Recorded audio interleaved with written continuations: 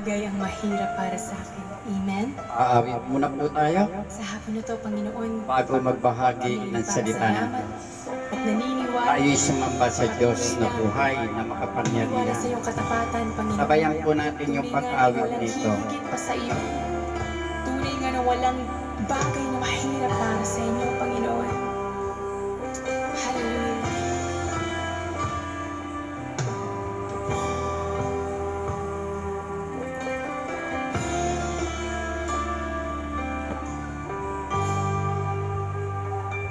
Higit sa aking kailangan, higit sa aking karanasan,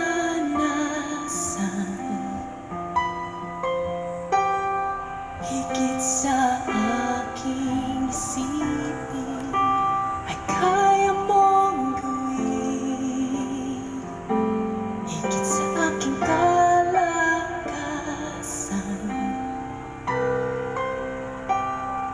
ni minsan ay hindi na kulang. Higit sa aking isipin, ay kaya mong gawin.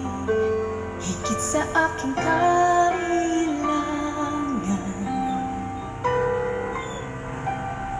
higit sa aking karanasan,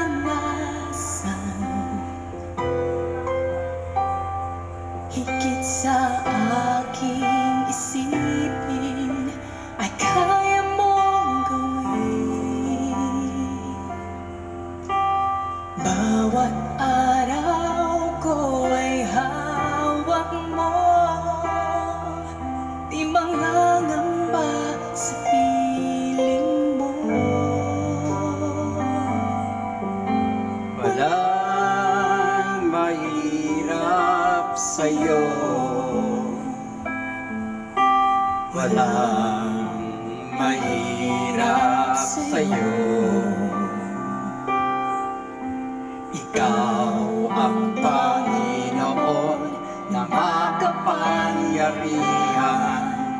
Walang mahirap sa'yo.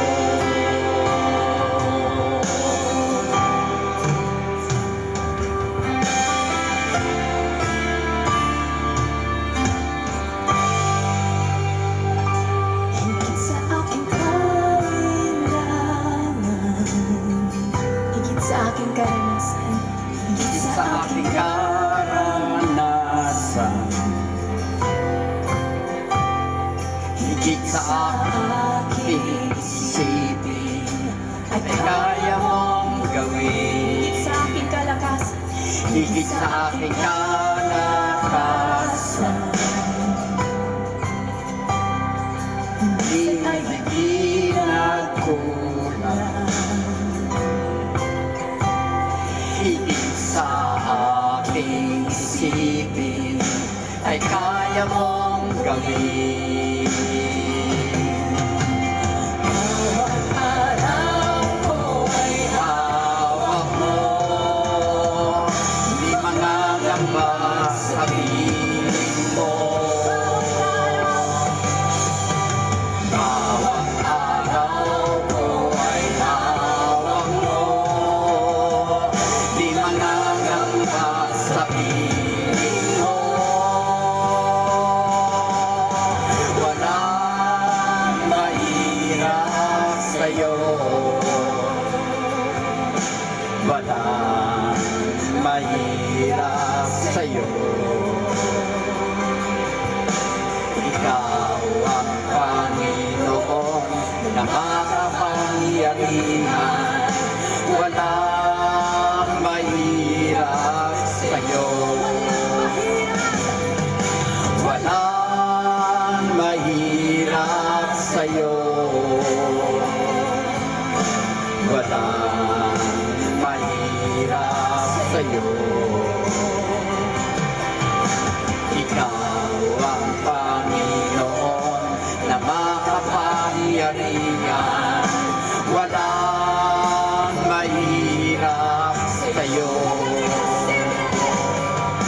Walang imposible. imposible sa'yo. Walang imposible sa'yo. Ikaw ang Panginoon na makapangyarihan. Walang imposible sa'yo.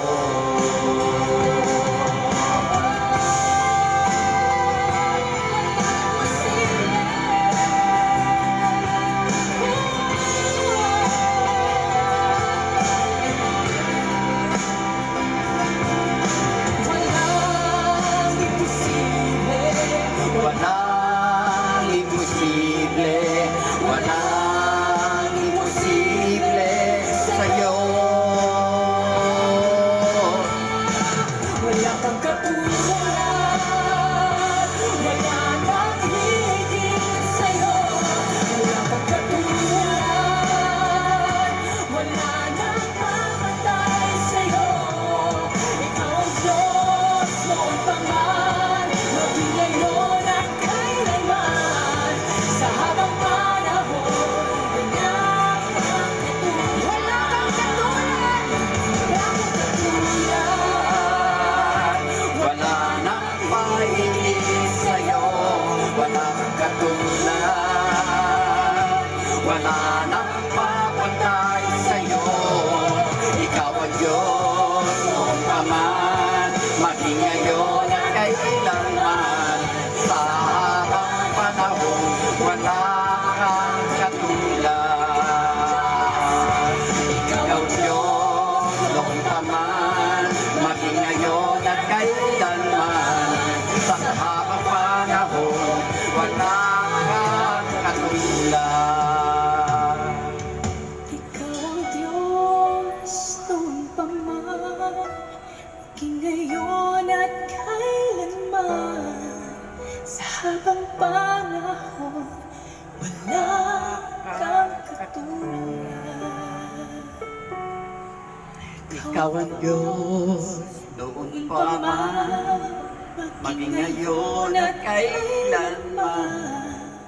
Sa habang panahon, wala kang katulad.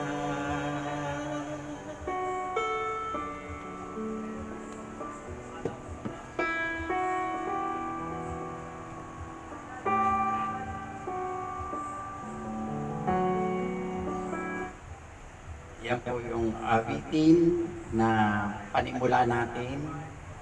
At ngayon ay dadako tayo sa pagbabasa ng salita ng Diyos.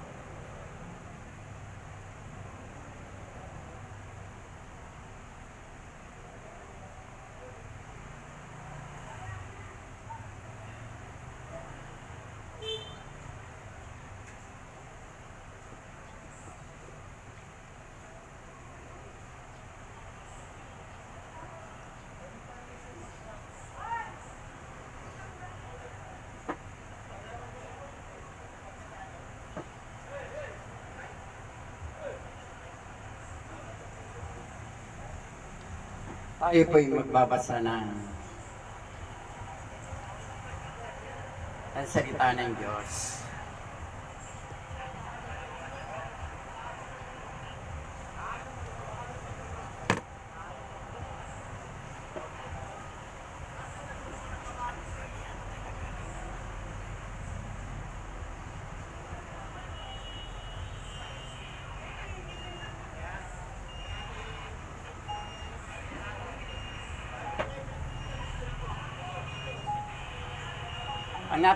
Ang napili ko pong babasahin sa banal na kasulatan ay sa aklat ng Juan.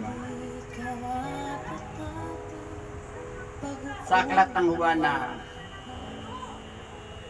kabanata siya, talata 1 hanggang 5. Si Jesus ay nagpagaling ng isang bulag.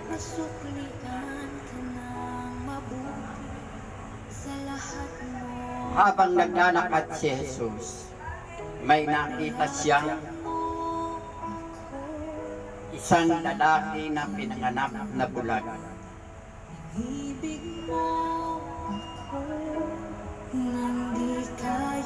Tinanong si Jesus ng mga tagasunod niya, "Guro, sino po ba ang nagkasala?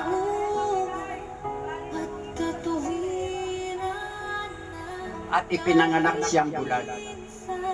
Siya po ba o ang mga magulang niya?" Sumagot si Jesus, "Hindi siya pinanganak na bulag dahil nagkasala siya o ang mga magulang niya. Nangyari ito para maipakita ang kapangyarihan ng Diyos sa pamamagitan ng pagpapagaling sa Kanya. Hindi ba't nagtatrabaho ang tao sa araw dahil hindi na siya makapagtrabaho sa gabi? Kaya dapat gawin na natin ang mga pinagagawa ng Diyos na nagpadala sa akin habang magagawa pa natin, sapagkat darating ang araw na hindi na natin magagawa ang pinapagawa niya.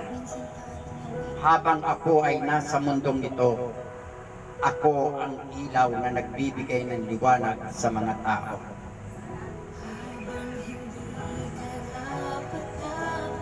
Meron po akong verse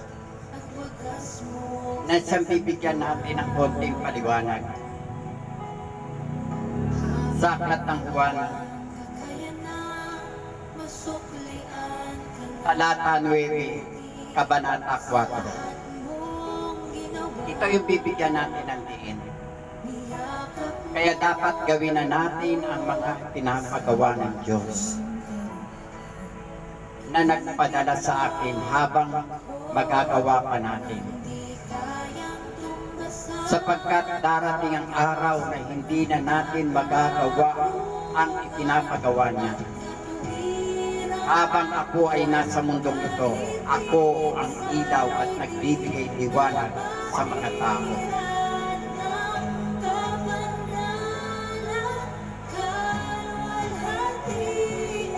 Itong verse 4 nito, talata 4, minsan ang Diyos gumagawa ng paraan at pamamaraan ng iba't ibang pagtawag. Minsan nangungusap sa atin ng Diyos, pero hindi natin maintindihan, hindi natin maunawaan, hindi natin mabigyan ng pansin. Gustong gamitin ng Diyos ang iyong buhay, pero parang minsan may iwas tayo, tumatanggi tayo dahil sa mga bagay na ating pinagkakaabalahan. Baka sasabihin mo sa sarili mo, hindi ako pwede yan at hindi ako makagagawa yan at ako'y wala ng oras at marami kong ginagawa. Maraming ganon. Maraming dahilan kapag ang Diyos ang nananawagan. Tulad ng nangyari sa akin, ang daming panawagan. Halos kinukulit na ako ng Lord.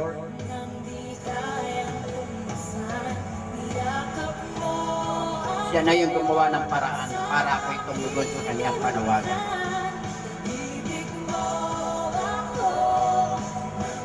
Tinanggal niya lahat ng mga pinangahawakan. Pinagmamainam ko, pinagmamalaki ko. Ganun pala ang Diyos.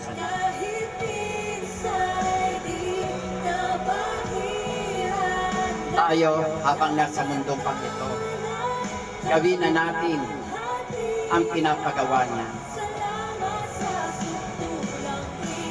Kahit sa maliit na bagay, hindi man naghahanap ang Diyos ng malaki. Kung ano yung kaya mong gawin. Kung ano ang gawin, kaya mong i-presentation sa Kanya.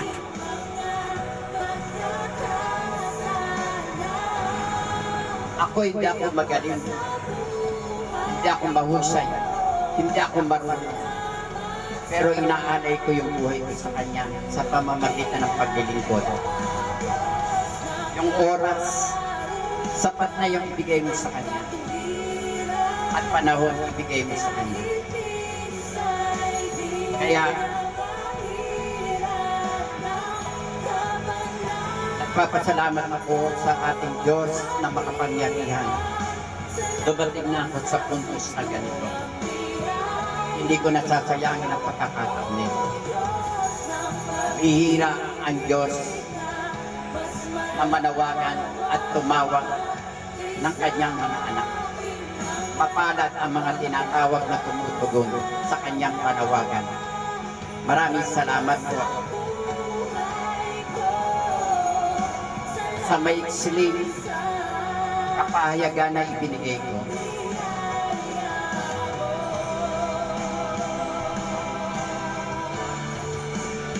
Mananalangin po tayo.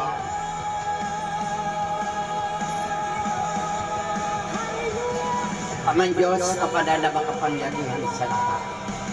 Dalangin ko po ngayong umagang ito para sa mga may karamdaman, nangangailangan, kinukulang, kinakapot sa mga. Ama, pagpalain mo yung mga taong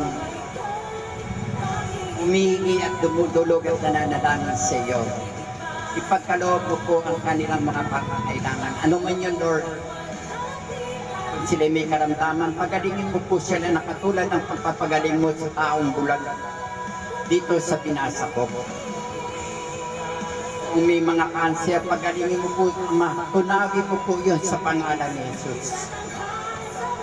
Kung may ibang karamdaman, Ama, lapitan mo po sila at hipuin mo po ang kanilang mga katawan, hipuin mo po yung parting may karamdaman sa kanila, pagalingin mo po sila. Kung pinukulang man sila sa financial, Lord, ikaw ang magpuno, ikaw yung magdagdag. Mayaman ka, aming Ama. Sagana ka sa lahat ng bagay. Kayang-kaya mong ibigay ang lahat ng bagay na pangangailangan ng iyong anak. Kaya sa inyo kami nagtitiwala at umaasat na nanhalig na ipagkakaloob mo ang kanilang kahilingan. Sa maiksin panalangin ito, Ama, basbasan mo ng iyong banal na Espiritu ang panalangin ito na sino mang makaparinig ito ay pumasok kayo sa kanyang mga puso. Aliwin mo po sila kung sila man ay nagugulong-hinan o nalulungkot. Tulungan mo po sila, Ama. Ito yung dalangin ko sa umagang ito. Na tanging inihiling ko lang po ito para ipagkaloob mo po sa kanila. Maraming salamat, Ama. Tanging sa pangalan ng iyong anak na si Jesus na aking Panginoon na sinasambat pinaglilingkuran. Naway pagpalain po tayo ng ating Diyos na si Yahweh na makapangyarihan. Walang iba kundi ating Panginoon na si Jesus Kristo. Amen.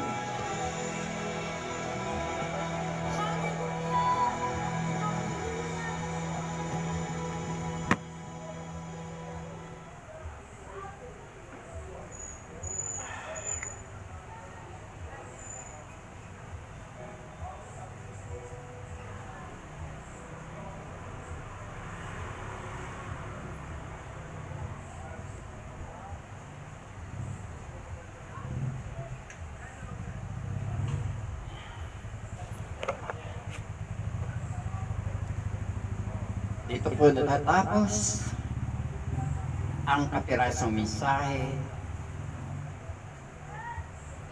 ang devotion ko sa umagang ito.